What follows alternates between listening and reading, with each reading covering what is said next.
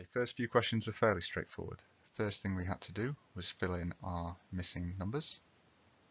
And then for our second question, it says what is the most likely score. Now the mistake people made here was counting these as part of the possible scores. That's what you get on the dice. The actual scores are inside the 6x6 grid there. So the most likely score is a 7. There is 1, 2, 3, 4, 5, 6 of those, and that's more than anything else. To win a prize, a player must score 8. Well, there are 1, 2, 3, 4, 5 8s, and there are a total of 36 squares because it's a 6x6 grid, so that's 5 out of 36. For the second question, it mentions the difference, and that just means a subtraction. So all we had to do was subtract our numbers and take the positive difference. So it didn't matter about whether you're doing 1 minus 2 or 2 minus 1. That's the table we should end up with. Player loses if they score 0 or 1, so there are 10 zeros and ones on the grid, and they win if the score is 2 or 3, and there are 6 2s and 3s on the grid. So is the chance of winning evens? Well, no, because the probability of winning, and this would be enough to get the mark, would just be to say that it's 6 out of 16, and that is not the same as a half. The next question, the score is the higher of the two numbers. So if we got a 2 and a 1 here, we pick 2 as the bigger two possibilities. So you fill in your rows, and also if the numbers are the same, you get a 0. So we'll end up with a couple of zeros here, 3 4s and a 5, and then 4 lots of 6. Find the probability the score is an odd number. We'll just count them up. There is 1, 2, 3, 4, 5 different odd numbers there out of 16. For part C, we have to figure out what the actual spinner was. Now remember, the highest score appears here, so that must have been a 4 they were comparing to a 1. If the scores are the same, then you get a 0, so that must have been a 4 they were comparing to a 4. Similarly, that must have been a 7 they were comparing to a 7, and if 8 is bigger than 7, then this must have been an 8. So our missing numbers would be 4, 4, 7, and 8. Question 4, we take the higher score of the two. So again, we're going to have 4, 4, 7. We're going to have 5, 5, 7, and we're going to have 8, 8, 8. And it's useful at this point to look at the probabilities, by the way. 4 has a probability of 2/9. 5 has a probability of 2/9. 7 has a probability of 2/9, and 8 has a probability of 3/9. And the reason I point to that is it's exactly the same as the probabilities that you end up with here. So you can basically just cheat and switch around the numbers here. If we don't want 1 or 2 to come up, that means that everything on the other spinner has to be bigger than them if they never have any probability of coming up. And that must mean we'll have something like 1, 2, I think 5, and then 4, 3 and 4, isn't it, for the other two? Yeah. For question 5, fill in our tree diagram. Probabilities, branches add up to 1, so we've got 2/3 on both those missing bits, and then this will be the same as the other branches, 1/3 and 2/3. I'm going to work out all the probabilities at the end by multiplying together. So this is a 9th, this is 2/9, 2/9 again, and this is 4/9. Work out the probability both dice land on a number less than 3. So that's this branch here, that's 1/9. Work out the probability exactly one of the dice lands on a number less than 3. So that's this branch here and this branch here. Put them together and you get yourselves 4/9. Moving on. Again, we've got fair dice, which means numbers are equally likely to come up. Complete the tree diagram. Again, branches need to add up to 1. So we'll just do a carbon copy all the way through. Again, I'm going to work out my probabilities by multiplying along the branches before I do anything. Circle the probability both dice land on 4. Well, that's this branch here, so it's 1 out of 36. I think a few people went with 1 out of 12 there because they just added the 6 together and did it wrong. Work out the probability at least one of the dice does not land on 4. So if we want at least one of the dice to not land on 4, that means that either we have not 4, not 4, or not 4, 4, or 4, not 4. that is all three of these branches here. Put them together, you get yourself 35 out of 36. So that's our answer.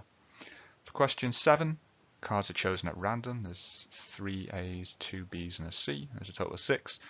And then 2 are picked at random and we don't replace. So you could draw yourself a little tree diagram here. We could say that we either pick B or we don't pick B. And we can do the same sort of thing again. And then if we want to work out the probabilities here that both cards are B, we're kind of only interested in the top branch. There's a 2 out of 6 chance that you pick a B to start with. And then if you've taken that B out, there's only 5 cards left and only one of them is a B. Now you could then fill in the rest of the tree diagram if you want. So if we didn't pick our B, there would be still 2 of them left. That'd be 3/5. But the only branch we're actually interested in is top one. We're interested in B and then B, and that multiplies together to give you 2 out of 30, or you can say is 1 out of 15. In fact, the first card was replaced. How does this change your answer? Well, if we were doing the same tree diagram, let's just say B and NB this time, but this time the probabilities didn't change, then what we multiplied together would now be 2/6 times 2/6, and that multiplies up to 4 out of 36, which is the same as like 1/9, I think. That was 1/15. And 1/9 is bigger than 1/15. It's something like 0.11 compared to 0.08, so the probability is now bigger. Okay, let's move on. This is probably the question that caused the most headaches, which is for people not sure how to set up their tree diagram. You actually need to split it so you have Simon and then you have Kim as your 2 possibilities. It's not whether one passes or fails and whatever. So we've got pass, fail, pass, fail. Simon passes his driving test with a probability of 3/5. Kim passes her driving test with a probability of 4/7, and she obviously fails with a probability of 3/7. We want at least one of them to pass their driving test. So let's just work out these values to start with. Again, just multiplying along the branches. All right, if I want at least one to pass, that's this one, because they both pass here. That's this one, because one of them passes. That's this one, because one of them passes. And all 3 of those together go together to 29 out of 35. Slightly smarter way you could get to that same answer would be to do 1 minus 6/35, because that would also give you that leftover. Okay, for question 9, this is a complicated tree diagram. We have a branch for bag X, we have a branch for bag Y. It says X contains 9 blue and 18 red, so that's 27 total. So if we're talking about blue and red, that'll be 9/27 and 18/27. But then this gets a little bit more complicated. So it says Liz takes a ball from X and puts it in Y, and now we pick one from Y. So if we did pick a blue, then instead of bag Y containing 7 blue balls, it's now going to contain 8. And instead of it containing 21, it's now going to contain 22, because the number of blue balls in it has gone up by 1.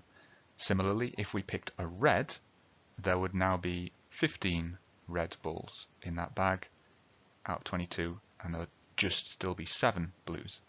So if we want to find that the probability Liz picks a blue ball is the same as the probability Mike picks a blue ball, we'd have to say, well, okay, the probability that Liz picks a blue is just 9 out of 27, because that's the first thing she does. That's just 1/3. The probability that Mike picks a blue is this branch, because this is where Mike is the one that's picking out of bag Y. This is where he picks a blue after Liz has picked a blue, and this branch as well. And if you add up both of those probabilities together, you get yourself to 1/3 also. So we'd have to say something like this is equal to 9/27 times 8/22 for the top branch, plus 18 out of 27 times 7/22, and that equals 1/3 as well. Okay, last couple of questions. Greg does not, and this is something that people missed out on, If he jumps at least 7.5 meters, he does not jump again.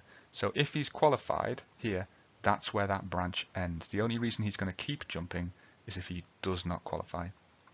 So your tree diagram should really look something like this. The probability that he qualifies is always 0.8. That doesn't seem to change. So we've got 0.8 all the way through, and we'll have 0.2 for the probability he does not qualify. If you added in the rest of the tree diagram, I didn't punish it too harshly because it's not wrong, it's just unnecessary. Work out the probability he does not need the third jump to qualify.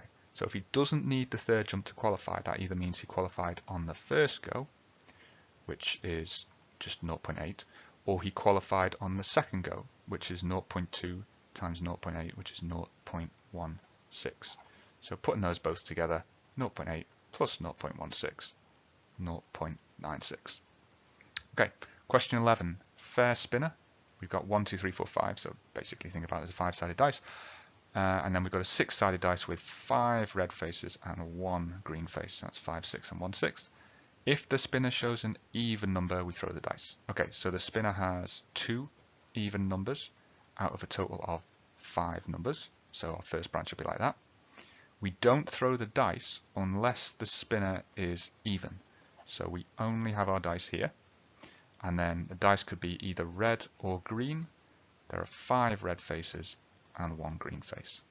We could then work out some probabilities. So this one here overall is 10 out of 30. This is 2 out of 30. And this one's just 3 out of 5 because there's nothing to multiply it by. So work out the probability of getting an even number and the color green. That is this branch here. So it is 2 out of 30, or 1/5 if you want. Lastly, another of those comparing probabilities. Game A is about rolling 2 dice, adding the numbers, and the total's your score, and we want to find out what's the probability of scoring 6. Now you could draw out the whole sample space, because this is a sample space question actually, but we've already done that in question 1, so we can sort of go back there and do some counting. There is 1, 2, 3, 4, 5 ways that you can roll a 6, so that's 5 out of 36. Whereas in game B, it's just rolling a dice, and it's just 1 out of 6. Now the question says which gives you a higher chance of scoring a 6. So you'd probably want to compare these fractions, so we want to give them a common denominator. Game B has a probability of 6/36 of winning. So I would say something like probability A win is equal to 5 out of 36. Probability of B win is equal to 6 out of 36. So B is more likely to win. Okay, hope that helped.